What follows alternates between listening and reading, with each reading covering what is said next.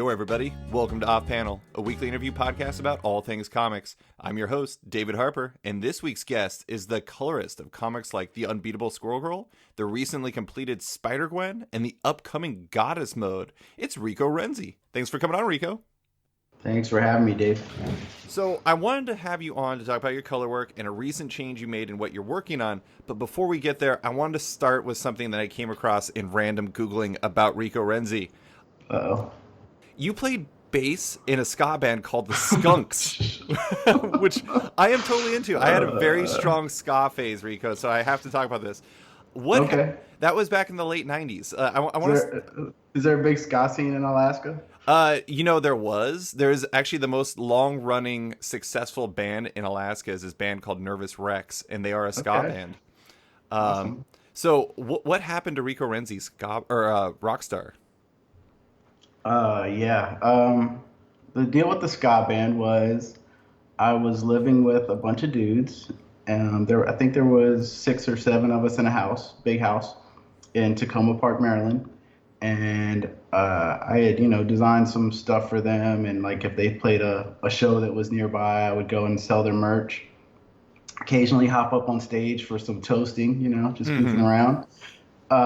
And then their bass player quit, our buddy Tim, and they had a bunch of dates they had to play. They had the tour van and everything. They were on Moon Ska, so they had to, figure something out. So I learned all the songs in a few days, and I went out on the road for, like a year and a half. That is awesome. I have to admit, like, seeing ska bands live is one of my favorite things to do. I just happened to come across this when there was this the Skunks Wikipedia page came up and it said Rico Renzi, and I was just like, wait, what? And it said that you guys toured with Spring Heel Jack, and I was like, what? I like Spring Heel Jack. This is hilarious. I love this. Yeah, we were right there in the 90s. We played with a lot of, bands that I liked a lot better than us, but well, that's a nice reason to be on tour with them, is you get to see all the cool bands.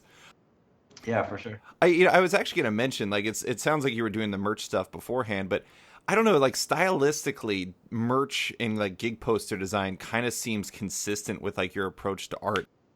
Was that something? I don't know. This is kind of weird to call that an influence. It might be a chicken and egg situation, but did that kind of stuff influence the way you look at art in a weird way?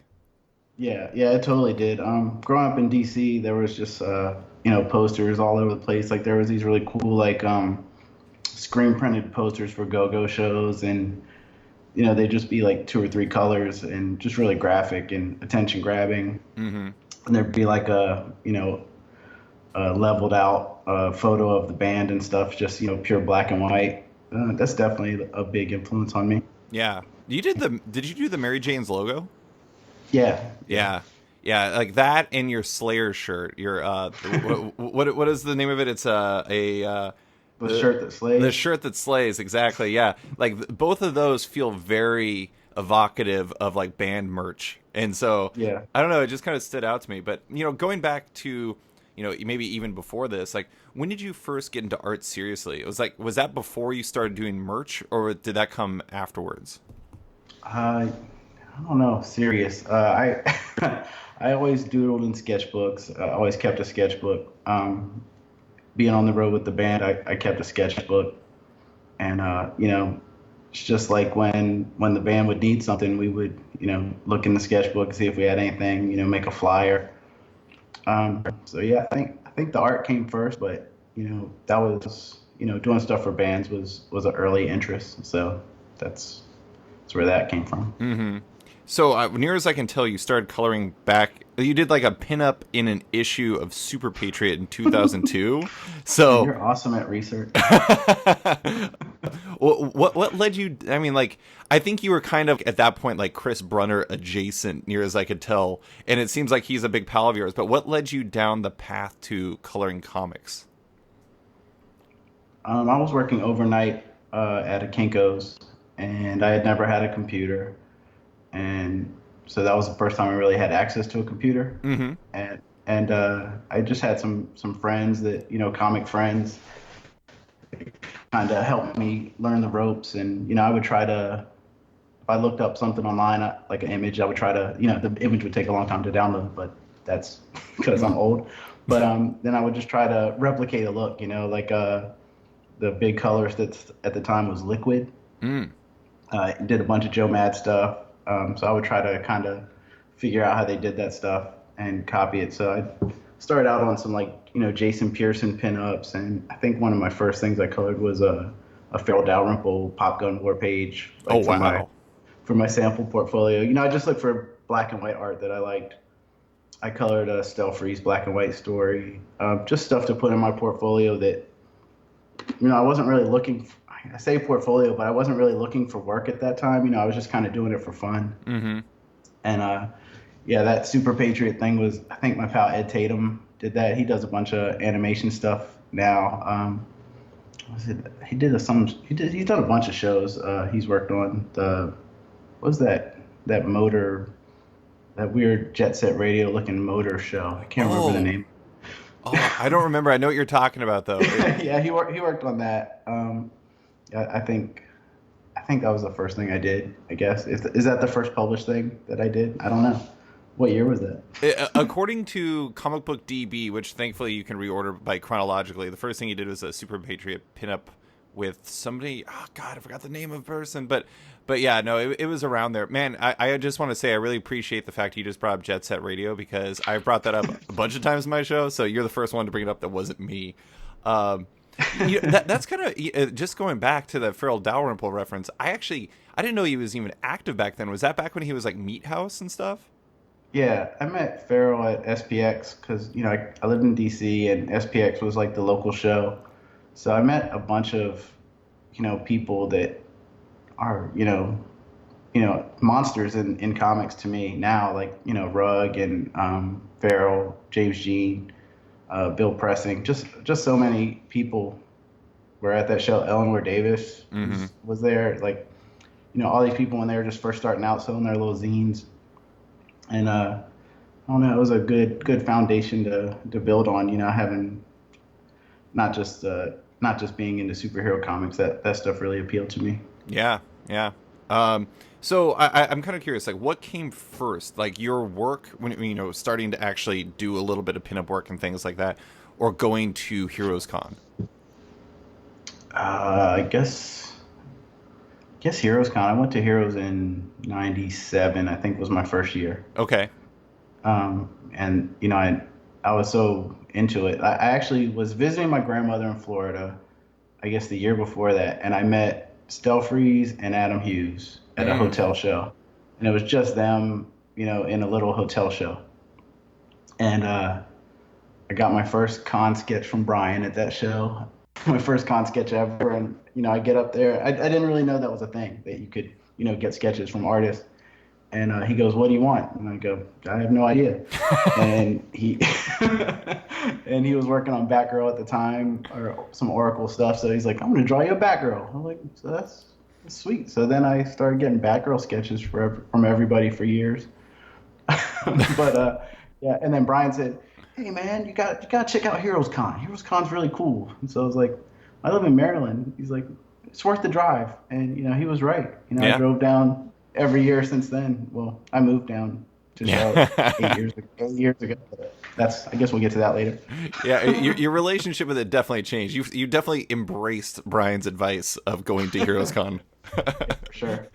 So for listeners that don't know, HeroesCon is a true comic convention in Charlotte, North Carolina, put on by Heroes Aren't Hard to Find, a local fabled comic book shop owned by Shelton Drum. So what role did, like, it sounds like you were guided to it by Brian Stelfreeze, but what role did Heroes play in you kind of building connections and getting into comics? Because you were going to Heroes well before you were working, before becoming creative director at Heroes Aren't Hard to Find. You were in comics before working at Heroes Aren't Hard to Find. How did that, like, start kind of building your world of comics, I guess?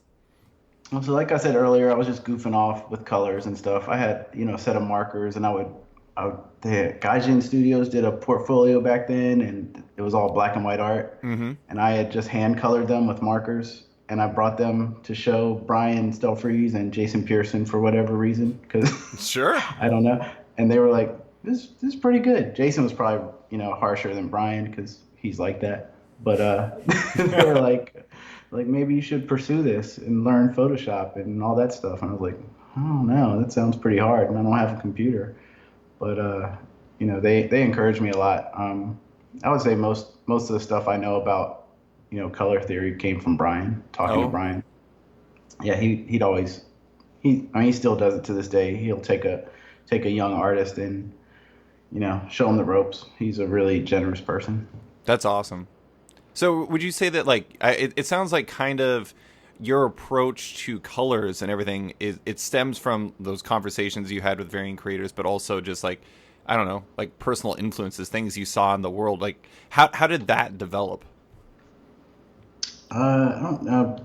I guess I have just being in a art environment when I was growing up. My mom was a artist and my dad drew when he was young, so I got to see that stuff. Like he didn't stick with it or anything, but he was very good. And DC is I guess it's a government town, but it's also like all the museums are free, Mm, and there's just an amazing amount of art there, and like the music scene when I was growing up there was really vibrant.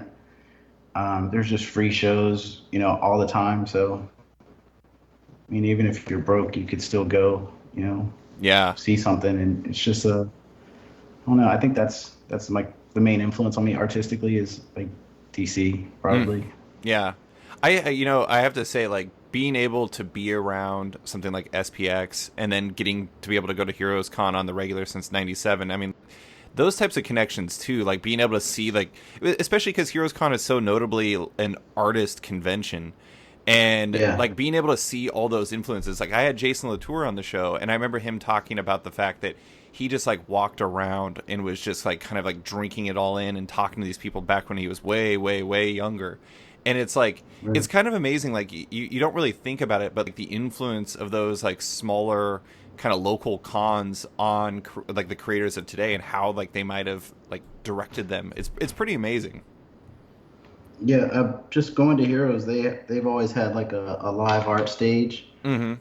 with big, you know, I saw Bill Sienkiewicz just working on a painting one year, and Wow. like it's just mind blowing. It's like it wrecks your head for weeks to come, just like just seeing something like that. And Still Freeze paints every year. It's really great opportunity if anybody gets the chance to come to Charlotte in June, like to check that out. Mhm. So somewhere around 8 years ago, you became the creative director at Heroes Aren't Hard to Find. I'm kind of curious, like how did that role come together, and like what exactly does being the creative director of that little local empire entail?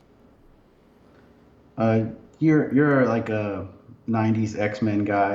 Have you ever heard of Casey Jones? Oh yeah. He drew Excalibur Hmm. back in the day. He was local at one point to Charlotte and worked at Heroes.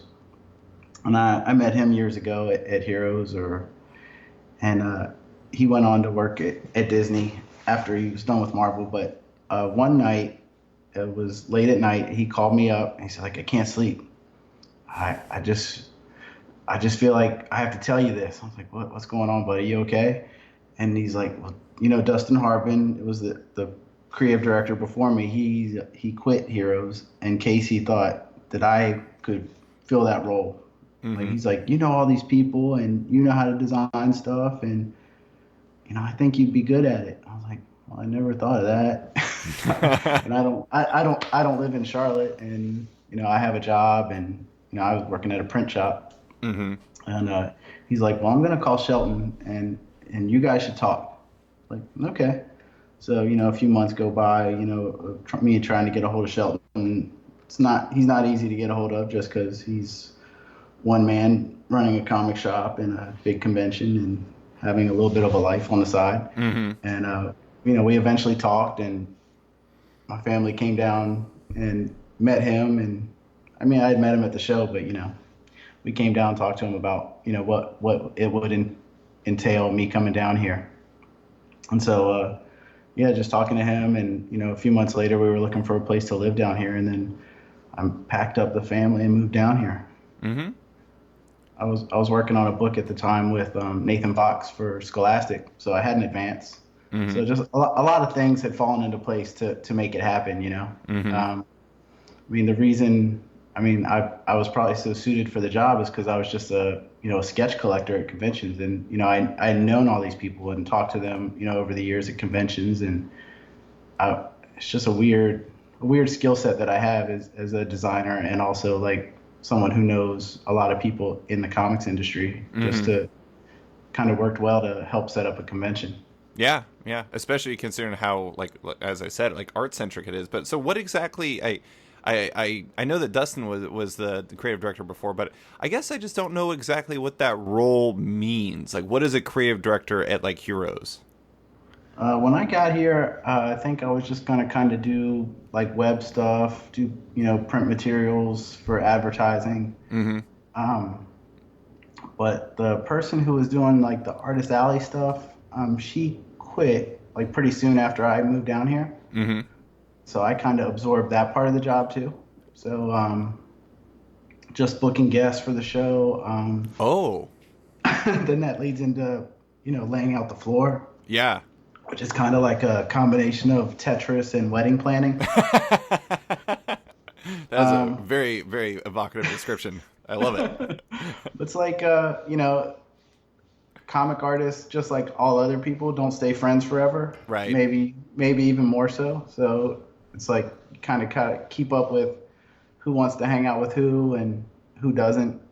Yeah. I mean, I think part of the appeal of HeroesCon in general is it's not like there's not a bunch of publishers there, there's not a bunch of movie companies, there's not a bunch of editors. It's just comic creators, Mm-hmm. and what I've always tried to do since I got here is try to sit groups of people that get along well next to each other. Sure.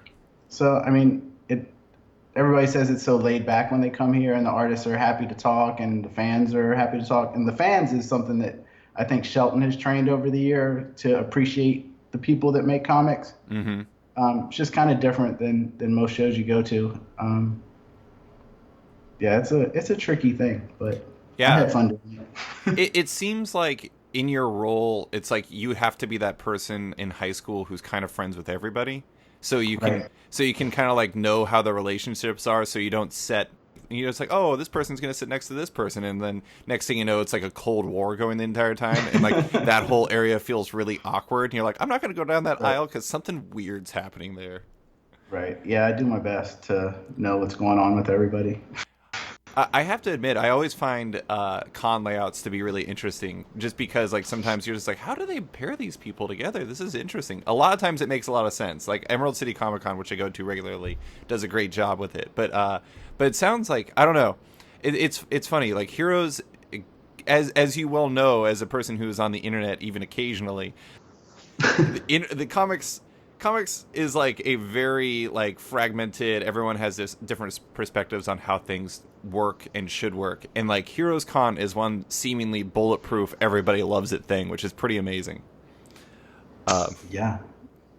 Do you feel like that experience, 'cause did you have any like what was your job in regards to like the shop itself? Did you have any relationship with that, or was it purely con related? No, I go in the shop Tuesdays and Wednesdays, and so I get to see all the new books that were coming out, Mm-hmm. and fill in the subscriptions. But yeah, I'm really gonna miss that more than anything. I think is seeing the new books come out. Mm-hmm. It's weird though, because working at Heroes, my life is like comics all day and then comics at night when I get home. Right. So maybe I'll pick up some new hobbies and get off the internet a little bit. Do you feel like your experience working at Heroes better helped you understand how comics and like the industry worked? Oh yeah, for sure.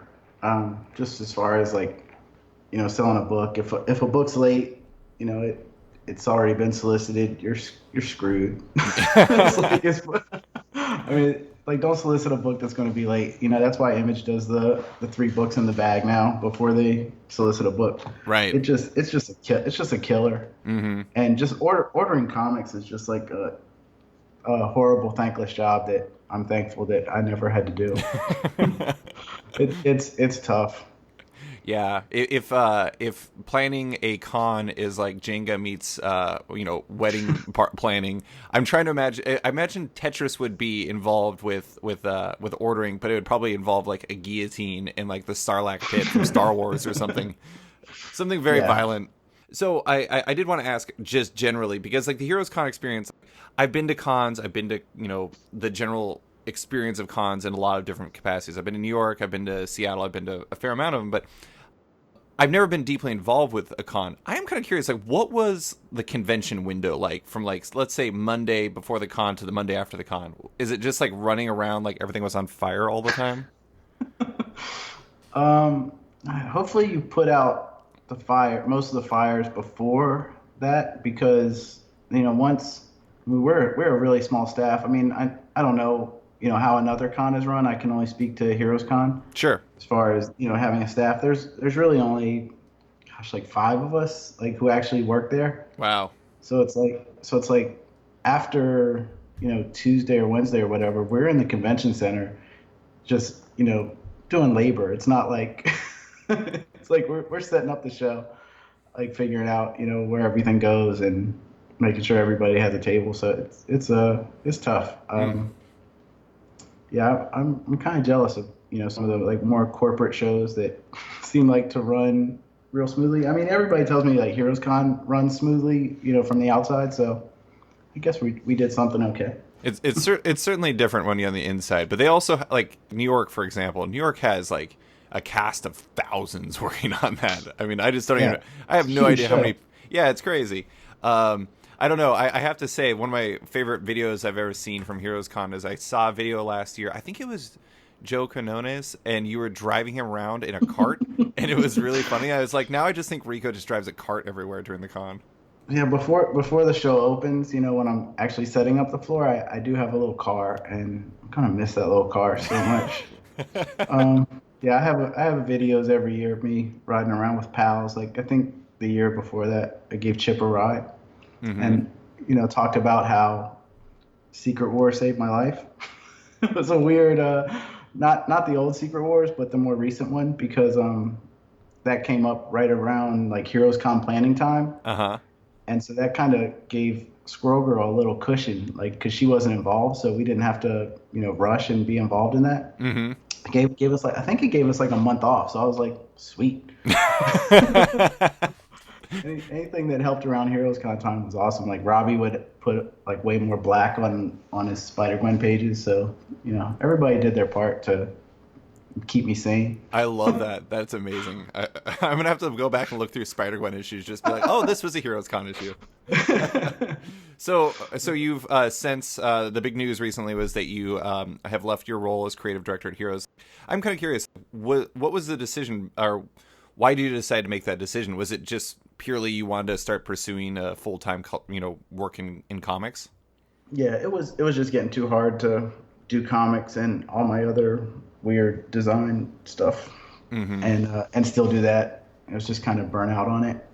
Um, but yeah, I think I'm still going to do some freelance design for the shop and the show, until they hire someone else. Yeah, I would do that however long they need it. But it's not gonna be the full time like contemplating and wedding planning that you have to do for Heroes Yeah, Con. no wedding planning. No, that's good. Um, but I mean, it is.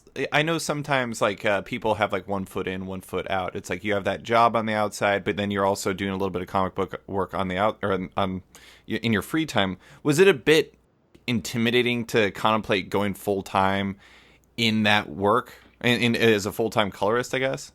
Yeah, for sure. I mean, I've been doing this for, gosh, like 18, 20 years. I don't know. And, I've never not had a day job. Mm-hmm. So, yeah, it's super scary. Gonna see how it goes. Yeah. So let's talk about your colorist work a bit in specific and how you approach it all overall. We talked before for a big piece I wrote on colorists at Multiversity Comics a few years back, and one thing you said to me always really stood out, and I've actually quoted you many times for this. You said in regards to the hierarchy of importance in comic colors that nothing is important if everything is, which makes a lot of sense. But what does that mean in regards to how you best bring a story to life with your colors? Oh gosh, I don't know. So yeah, I kind of stole that. color theory from the Pixies, Oh, nice. and Nirvana stole it from them. Hmm. The the dynamics, making quiet loud, quiet. Hmm. So that's kind of my approach.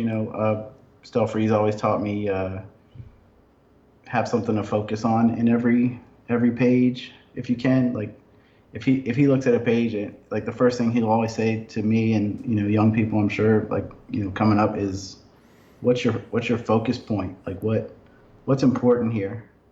And sometimes the artist doesn't decide it, and you have to decide it. So it's tricky, but fortunately, I've always worked with people I can talk to.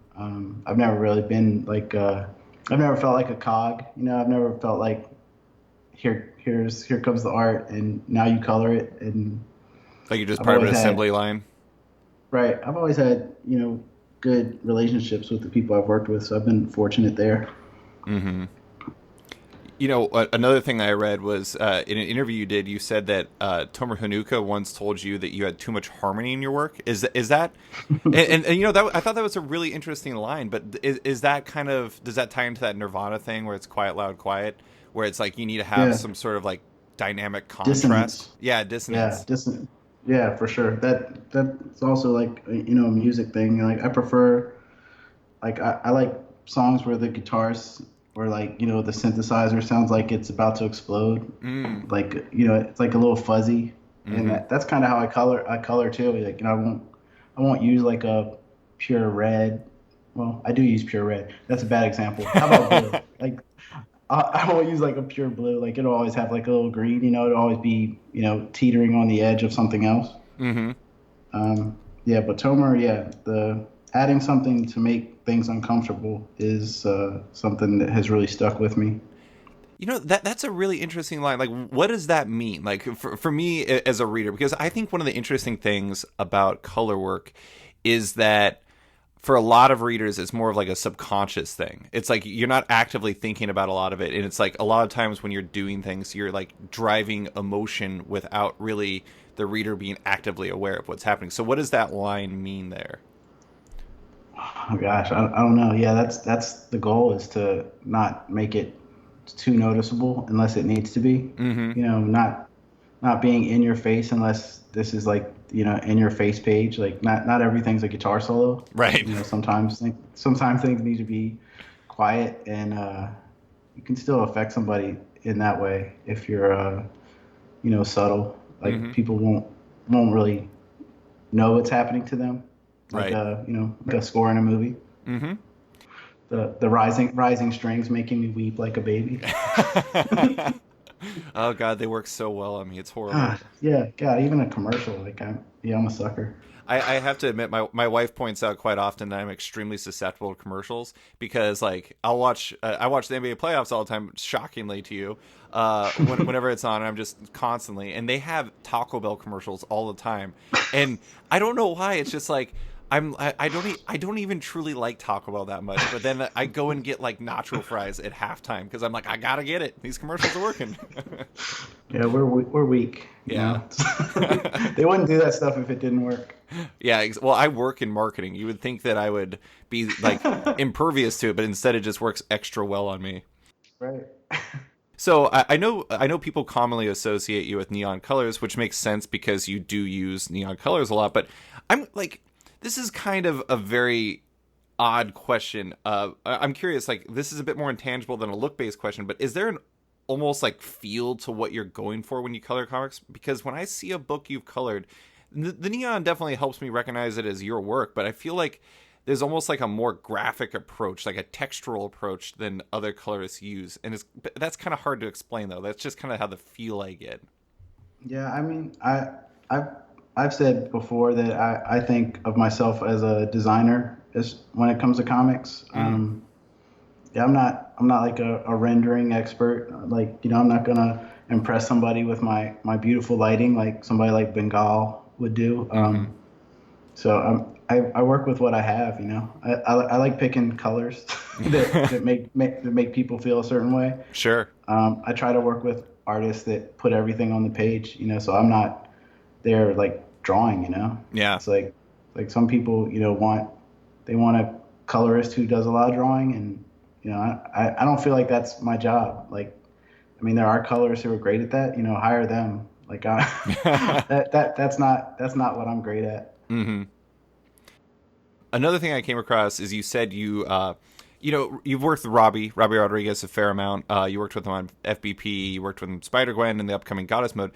You said that you're a lot more yourself when you color him. What does that mean exactly, and how much do you find your approach changes like project to project, I guess?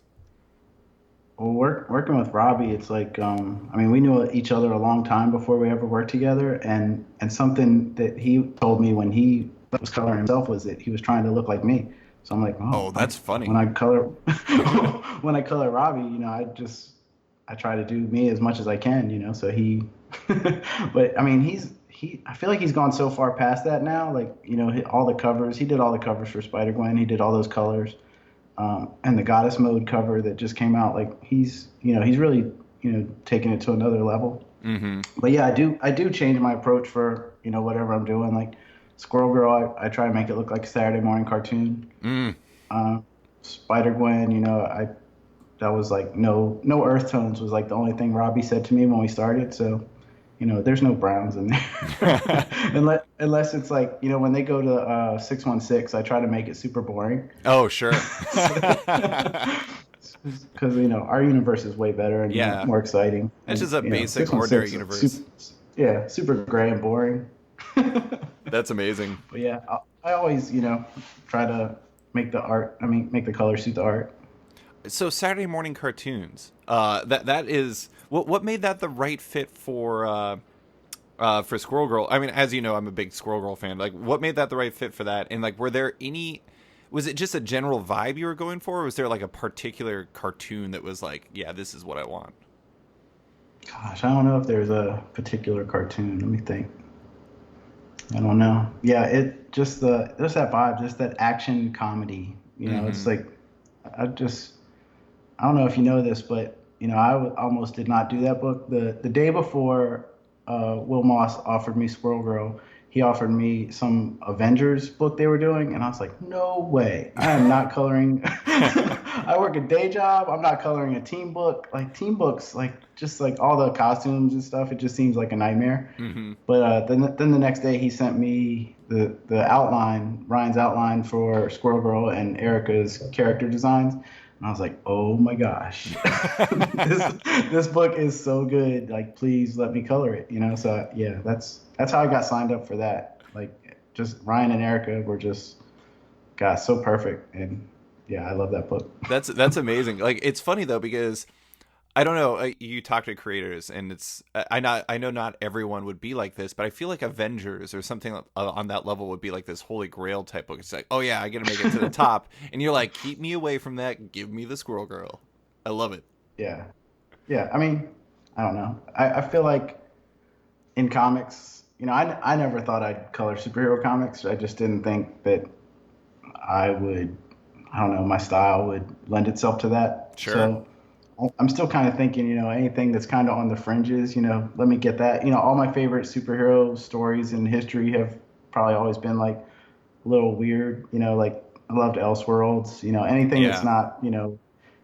not beholden to that, I don't know, what would you call it? Just, it's not even like mainstream superhero stuff. It's just, gosh, like the terms are so weird now because like superheroes aren't mainstream, right? Superheroes are mainstream, but they're not. Rain is like mainstream comics. Yeah, yeah, no. I mean, I remember. I think it was like on Oni Press's like Wikipedia page where they called it like they called their stuff like the real mainstream. I think it was Yeah, yeah, like a makes Joe sense. Nosemac line, and it's true. It's just like the real mainstream was for a long time not really superheroes. It just was the mainstream in comics. Right. But it is like I don't know. I mean, I think that some of the most interesting work you can find in superhero comics is always like on the fringes. Like Squirrel Girl, I don't even know if you would. I guess you could call Squirrel Girl on the fringes. It's certainly the only superhero comic I've read that has footnotes constantly. Um, but I mean, like that stuff. Like another book I love that I've talked about a million times is Next Wave, and that was a book that could only exist because Yeah. it was its own Love thing. Next Wave. I Yeah. love Next Wave. Yeah, anything that's like, kind of like weird enough that the editors like don't know, they don't have to put like may add a consistency to it. Like they don't have to make it look like some comic from the past. Right. Anything that's out there just enough that they can leave it alone and let it be, what it needs to be. Mm-hmm. Gosh, yeah, I don't know. I love those kind of books. Mm-hmm. Like if it's like a failing, that's how all the great stories come. It's like from a failing comic that no one cares about. Like, isn't that how X-Men got relaunched? And Yeah, it was. I don't know. It was in reprints for like literally like 3 years or 4 years before it came back, and they were just like, oh, whatever, just put a bunch of shit on there. There's a large island that is actually a mutant. Cool, let's do that. Yeah. No, I mean, you look at look in the '80s too. It's just like I always bring this up, but I think that you look at like Year One or like Dark Knight Returns or something like that. Those books only really exist because they were taken almost kind of out of continuity, and they were able to tell a story that was just like their own thing. And it's like sometimes when you're so beholden to like the onslaught of continuity, it's like kind of hard to do something special. I think that's part of the reason why you guys were able to do what you did on Spider-Gwen, was you literally had your own universe. Yeah. We'll never get that opportunity again. That was so exciting to be able to, do whatever we wanted. Yeah. Thanks, Marvel. I do want to ask about that because like, the book just came to an end. It's a project that I feel like you, Robbi, and Jason, it seemed like it meant more than just a typical for hire gig for you guys. Like Gwen was something more to you all. Would you say that was the case? Yeah, for sure. I mean, just getting to work with buddies on something like that is, a rare opportunity. Yeah. Working on Gwen was really special. And it was just supposed to be that one book, and I guess it set some sales records, so they let us do more. So that's all it was, right? People were dressing up as Robbi's design before the book even came out. I'd never seen anything like that. You're talking about it was just supposed to be the Edge of Spider-Verse issue? Correct. Yeah. Wow. So I mean, Jason's original pitch is like what he's doing now with Taunsi. I hope I said that right. Oh wait, are they doing Ghost Spider? No, they're doing Uncle Ben and Peter Parker as both Spider characters for a new Spider book. Oh, I did not know that. That's just is that what? Is that out? Is that news out? Yeah, it is. Okay, good. I hadn't heard of it, and I was just, oh my god, I don't want to get in trouble, Rico. Yeah, I think it's a Spider-Geddon thing. I guess they're doing like one shot thing, Edge of Spider-Verse 2. I don't really know what it's called, but it's a one shot, mm-hmm. and it's actually I don't think it's his original pitch that he did before, but it is the first time when Edge of Spider-Verse first came around. They asked Jason for what he'd like to do, and he pitched Old Man Ben and Teen Peter Parker Spider Team, mm-hmm. and they were like, no, we're doing something else with Uncle Ben. So what else do you got? Do you want to do something with Gwen? And we were kind of like, you don't touch Gwen, but I guess I guess we did, and it worked out. I love the idea that it's just like, no, we're doing something with Uncle Ben. That's just like something that's really funny to think of, like the most famously dead character in comics, possibly. Yeah. I have this like, I remember the first time I really realized that Spider-Gwen was something like it's one thing when comics get talked about amongst the comic community, but I was at a Target here in Anchorage, Alaska, and a mother and a daughter walked in, and they were both wearing Spider-Gwen hoodies. What? And yeah, and it was so weird. I mean, not weird because obviously it's become like it's a thing that exists. Like there's Halloween costumes now. Yeah, it's still totally surprising, like the places you see it though. Like I'm always surprised. Yeah, it was when I saw that I was just, and this was like probably like 3 or 4 issues in, so I feel like they were almost like self-made hoodies or something like that, or they bought them on some crazy Etsy or something like that. Right. But it was just such an eye-opening thing. It is pretty wild to see this creation you guys had for what should have been like a one-shot Spider-Verse tie-in to go from that to this character that's appearing in movies and TV shows and having Halloween costumes and everything. It's just wild. It is wild. It is just stuff that some buddies were passing around sketching, trying to get it right, and Yeah, it's freaky. She looks great in the Edge of Spider-Verse movie. The Is that what it's called? Into the Spider-Verse. Enter the Spider-Verse. Yeah, she looks awesome. You know, I gotta say that movie definitely it has a Rico feel to it. Thanks. That's flattering. Yeah, because that it looks amazing to me, and I guess that's why I like it. Cause but yeah, it looks really cool. All the city scenes look great. Yeah, it looks incredible. So your new Vertigo book with Robbi, Goddess Mode, is a pretty notable release because it's part of the big Vertigo relaunch. Are you trying anything different at all with it, or do you have your partnership pretty down pat at this point?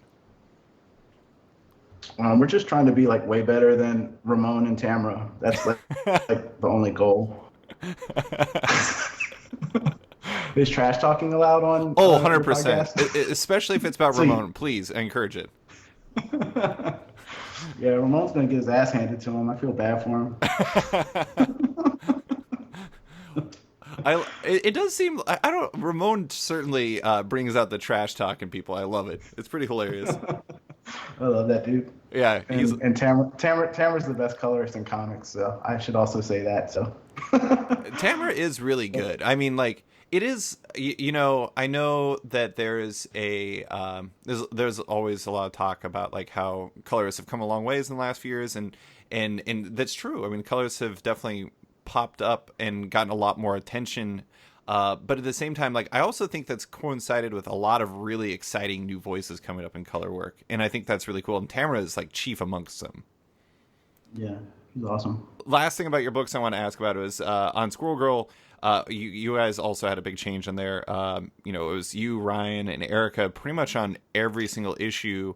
For besides, like there was that Nightmare issue, and there was also and Erica was in that too. And then there was the zine issue, which you even drew, which was awesome. But now Derek Charm has jumped on board, and the book is still firing on all cylinders. Like how that said, you and Ryan and Erica, I'm sure had a whole lot of trust and rapport built up. How easy was it to transition to working with Derek?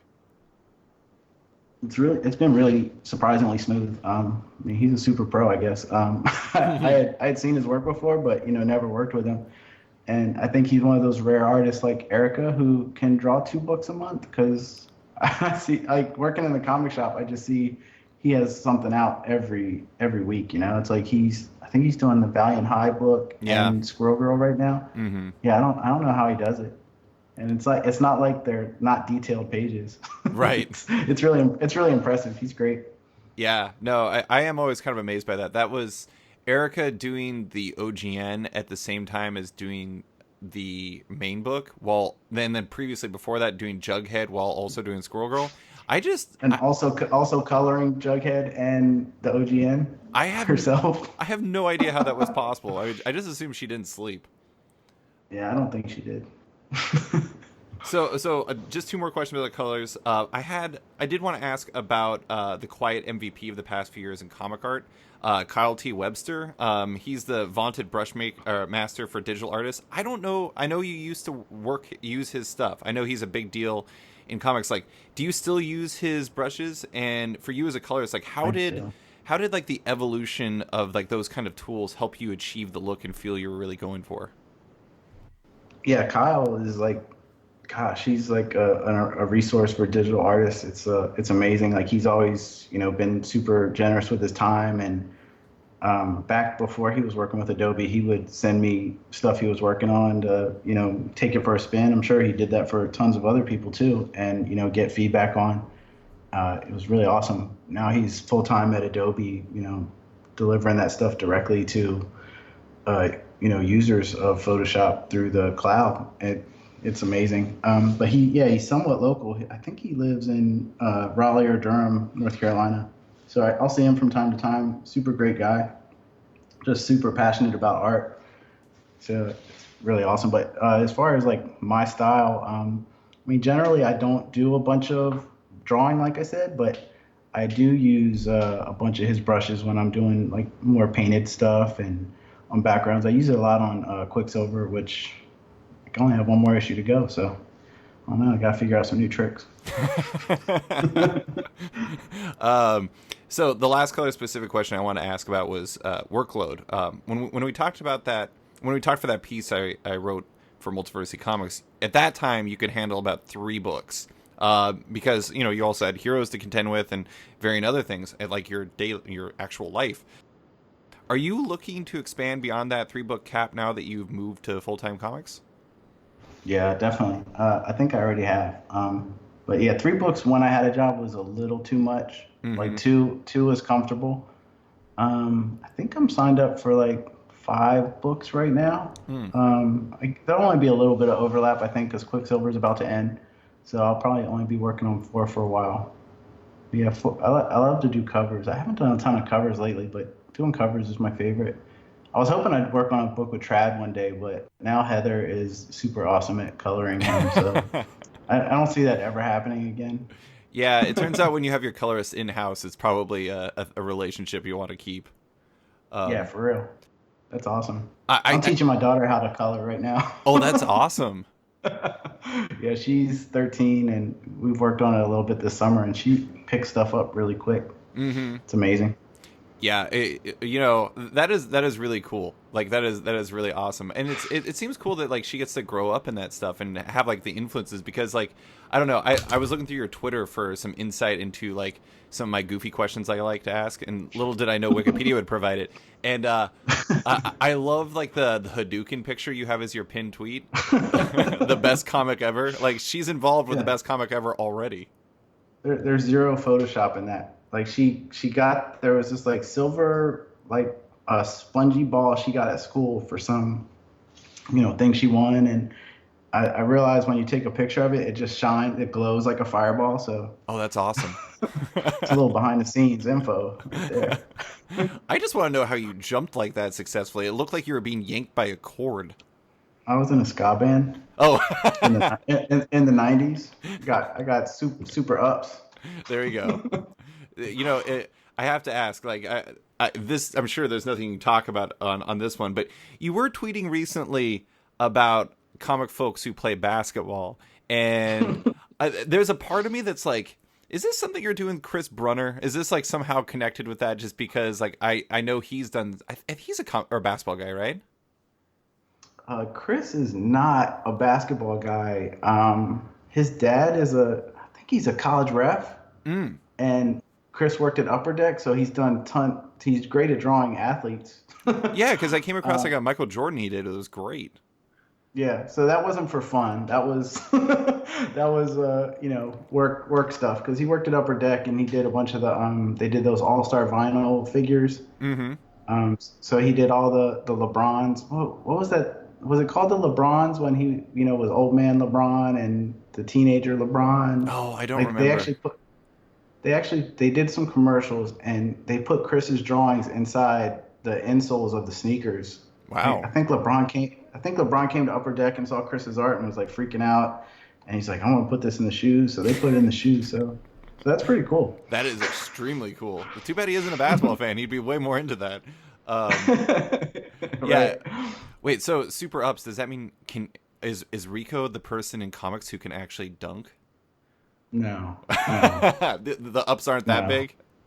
no, they're not huge. And I'm super old. I'm almost 50, David. I don't know. But yeah, I am trying to put together some basketball games, and that's all I'll say there. I'll announce more if things happen. If you can put together a basketball game with comic people that I could play in at Heroes, I would be more than happy to try to make my journey down. I would love to come down anyways. That's how we get you to Heroes, then. There it is. I guess that'll be it. Boom. I just Muggsy Bogues lives here. I'm trying to get him involved. oh my god, he would crush us. He would just destroy us. He would embarrass all of us. Oh, for sure. So, lastly, I did want to talk about the T-shirts and enamel pins and whatnot that you create under the name No Longer Mint, because I know you received a lot of attention for your Kylo Ren Jepsen shirt in particular. It seems like it's been a bigger thing than ever within the last year or two. Is that work any part of the reason why you stepped away from Heroes, or is it more of like a fun thing you do on the side? I guess it's both. It has been, financially successful, but it's not its own business. But yeah, it Sure. is just something I do for fun. I have a notes list in my telephone of all these dumb ideas and puns and stuff. And sometimes if I'm between books, I'll sit down and try to execute one of them. And sometimes they come together quickly, and sometimes they just kind of sit like the Martin one I just released it's been in the phone, and I haven't found the right picture of Martin's head, but the other day I found it, and yeah, it happened. So is your search history on Google just like 100% Martin Lawrence and like variations of Martin Lawrence? Yeah, for sure. No, it's really weird. Somebody, I can't remember. It was on Twitter today. Like somebody retweeted somebody's search for. They were searching for Martin Lawrence, and Jennifer Lawrence came up, and they were so pissed. And I was like, what are the chances that it seemed fake because I searched for Martin and Jennifer Lawrence did not come up at all. But it was a funny joke anyway, and that's what Twitter's good for. Exactly. Funny jokes. Yeah, no, I really do love your ideas, and they do seem like something that would come up in a notes. Like it's just like you come up with this, you're like, oh, I can do something with this. But so for listeners that don't know, he makes shirts and pins, but particularly shirts. Ones include like Kylo Ren Jepsen. I really like the Groonies Never Die because I'm like a weird Mark Grunwald super fan. Yeah, You have the shirt that's for you. That's for the super fans only. There's the shirt that slays that we talked about earlier, which is Buffy the Vampire Slayer with the Slayer logo over her eyes, and your newest creation, which you just referenced, Martian Manhunter. Wait, where did the body come from? Where's that Martian Manhunter body from? So that is a local guy who dresses up as a ton of different characters. He's a cosplay expert, and it's funny. Like so many people recognize his pecs. They were like, I know who that is. And oh my so god! I don't know him, but somebody tagged him in on Facebook, and so I talked to him a little bit about it. I'm definitely going to give him a shirt. That's amazing to cover up his pecs. Yeah, I don't know. It might have to be a big shirt. Man, I have to say, like, I kind of hope I never get to the point where somebody can recognize me by my pecs. Are you working on them? Chest day is every day, Rico. It's very important. God, I'm such a schlub. I get very bored in Alaska. I have to work on them constantly.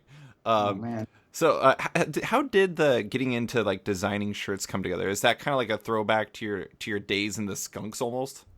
Yeah, I think so. I've always been interested in that kind of stuff. Well, I mean, it seems like there's two things. One, it just seems like, I don't know, it seems fun, and fun is good. And then, yeah, I mean, my goal with it is to make something that I want, and I'm always surprised and excited when other people do too. Mm-hmm. Well, the other thing though is like I don't know if Heroes is like this. I imagine it is because it's such an important part of like the comic artist like repertoire at this point. But like prints and enamel pins and like I mean I haven't seen shirts, but I imagine shirts could be like a thing in there. But like expanding your comic work to have stuff you can sell at your table that isn't just the latest issue of Squirrel Girl. Is it a very appealing thing? It's like people like Jen Bartel and like Chris Anka like have done a really good job of like expanding into a merchandising angle, which I think is really interesting. Yeah, so what I'm saying is I'm a comic colorist, so I mean people do ask me for sketches, so that's weird too, but I'm not a comic colorist has a tough time making money at a comic convention. So that's kind of why I branched out. Mm-hmm. If you're going to set up at a show, you might as well have something to sell to people. Yeah. I mean, like additional revenue streams, not to sound super capitalistic about it, but I mean, it's like, it's important to have that stuff because, not every con is like HeroesCon where it's like in your backyard. If you go to something else, like if you go to New York or something like that, or if you go to Emerald City, or if you go to whatever, C2E2, having stuff to be able to make it worth your while is super important. Yeah, I just I signed up. There's going to be a tattoo convention coming through, Ooh. and I just signed up for that. I was like, I applied, I guess I should say. I didn't sign up yet, but I'm just curious. Like, my Slayer shirt might sell there. Totally. Just try some different stuff. Yeah. I don't have a job now. This is you could be working on your pecs now, man. What are you doing? Oh, jeez. I don't do any sports or exercise that doesn't have points in it. Oh, I need to compete. I that was like I almost exclusively used to get my cardio out of playing basketball, and like now I've moved into the point where I actually enjoy running. I can say that I actually went to North Carolina for an internship training in college, and we were at university. We were in Chapel Hill, North Carolina, University of North Carolina. Really quick fun fact within my story: I actually played in a 5-on-5 game against Raymond Felton and Marvin Williams, and they annihilated everyone. Oh my God, they're so much better than us. But running in North Carolina sucks because it is so humid. It is ridiculous. Yeah, that is the main thing here, humidity. It's our biggest commodity. It's like you're drinking a bottle of water as you run. Right. But it's being forced down your throat. But yeah. Anyways, Rico, that is all I have for you. Thank you so much for coming on and talking about the skunks, coloring, heroes, everything. I appreciate you taking the time. Thanks, David. Thanks for listening to this week's episode of Off Panel with colorist Rico Renzi. You can find him on Twitter at whoisrico, his site at nolongermint.com, and his work in comics like The Unbeatable Squirrel Girl, Quicksilver No Surrender, and the upcoming Goddess Mode at Vertigo Comics. If you're a fan of the show, you can back it on Patreon. If you back it on there, you not only support the show, but you get early access to each week's podcast, access to exclusive written and audio content, and more. Also, don't forget to subscribe to the show on iTunes or Stitcher and give the show a rating or review while you're at it. You can find the show on social media as well. Like it on Facebook at /sketched, that's SKTCHD. Follow it on Twitter at @sketchcomic or follow me at @slicefriedgold. Big thanks to all my existing patrons, including Kokachi, Phil White, Ben Becker, Sean Pinello, Kent Heidelman, Philip Sevi, Al Ewing, Ryan Alcock, Nick Michelin, David Kelly, Robert Wilson IV, Nick Paletto, Dylan Campbell, Owen McCready, Brendan Fletcher, Michael Garland, Gary Maloney, Jonathan Nilsson, Matthew Groom, Jason Massey, Mike Gillis, Adam Bogert, Xavier Files, Maria Schweitzer, Matthew Taylor, Tyler Turner, Dan Guarino, Nick Patera, Jacob Sorelli, Ford Gilmore, David Baraldi, Evan Blazer, Brian McRae, Ira James Udaskin, Henning Allers, Modern Magic Stories, Nick Hall, Britta Batista, Abraham Reisman, Bobby Angus, Bjorn Basin, Darren Neely, John Hendricks, Steve Anderson, Phil Nall, Ian Maxfield, Cliff Chang, Benjamin Chipper, Colin McMahon, Chris Palmer, Maxwell Schmidt, Scott McGovern, Nathan Fairbairn, Kat McKenzie, Lou Iovino, Nicholas Kesslake, Greg Rucka, Ryan Mail, Adam Highfill, Nicholas Gardner, Andrew Corrigan, Fiona Staples, Chris Morris, Carissa Hallren, Mark Avnet, Mike Murphy, Michael Shirley, Tom Barnett, Jim DiMonacos, Norbert, Nick Lowe, James Kaplan, and Mission Comics and Art in San Francisco. You guys are all the best. A quick thanks to the band Wolfpack, whose excellent track Outro from the album Volmilch opens and closes the show. Give them a listen as they're totally rad. Thanks for listening and tune in next week for another episode.